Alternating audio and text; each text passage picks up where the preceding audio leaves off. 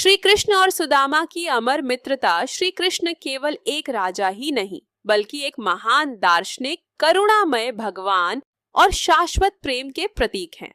वे संपूर्ण सृष्टि के आधार और जीवन के स्रोत हैं। सुदामा श्री कृष्ण के परम मित्र थे। दोनों ने बचपन में एक साथ शिक्षा प्राप्त की थी।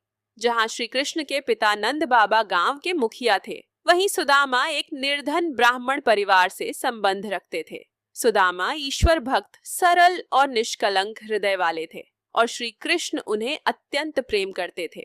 गुरुकुल का जीवन 6 वर्ष की आयु में श्री कृष्ण को अर्षि संदीपनी के आश्रम में शिक्षा के लिए भेजा गया। उसी आश्रम में सुदामा भी पढ़ने आए। गुरुकुल में सभी विद्यार्थी, चाहे वे किसी भी परिवार से हों, पढ़ाई के साथ साथ आश्रम के कार्य भी करते थे। एक सुबह सूरज की पहली किरणें आम के पेड़ पर गिरीं। पेड़ के नीचे सो रहे सुदामा के पास एक गिलहरी आकर गिर पड़ी। सुदामा घबरा कर उठे, तभी उन्हें बांसुरी की मधुर धुन सुनाई दी। सामने श्री कृष्ण मुस्कुराते हुए खड़े थे। सुदामा, उठो, पौधों को पानी देने का समय हो गया है, श्री कृष्ण बोले। दोनों साथ मिलकर आश्रम के कार्य करते, गुरु से वेद मंत्र सीखते और एक दूसरे के सच्चे मित्र बने रहते। वन की परीक्षा एक दिन गुरु की पत्नी ने उन्हें लकड़ी लाने के लिए जंगल भेजा। अचानक भयानक तूफान आया। एक राक्षस ने सुदामा को पकड़ लिया।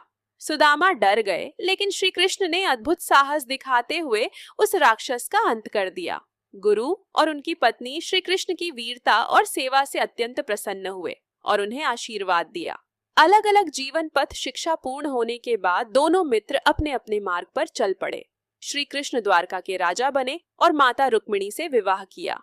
वहीं सुदामा ने एक साधारण जीवन अपनाया, एक सरल ब्राह्मण कन्या से विवाह किया और भक्ति व संतोष में जीवन बिताने लगे।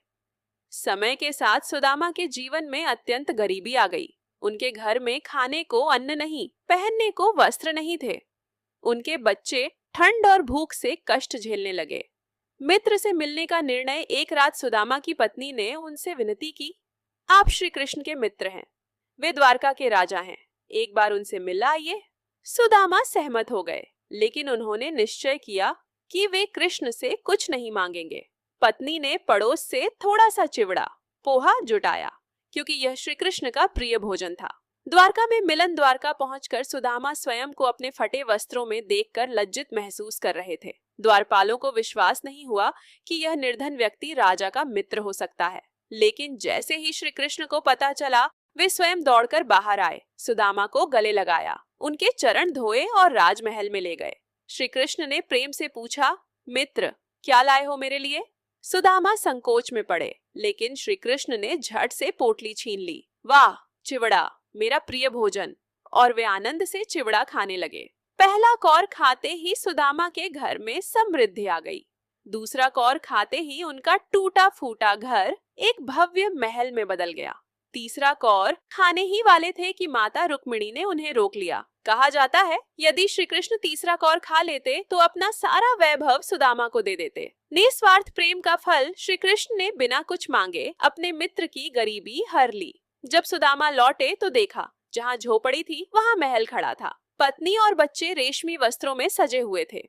सुदामा समझ गए कि उनके मित्र ने उनका मान रख लिया। सुदामा जीवन भर सरल और उच्च विचारों वाले बने रहे और श्री कृष्ण की कृपा से उनका परिवार सुख समृद्धि में जीवन जीता रहा। शिक्षा, मॉरल, सच्ची मित्रता, निस्वार्थ प्रेम और भक्ति का फल भगवान स्वयं देते हैं, बिना मांगे।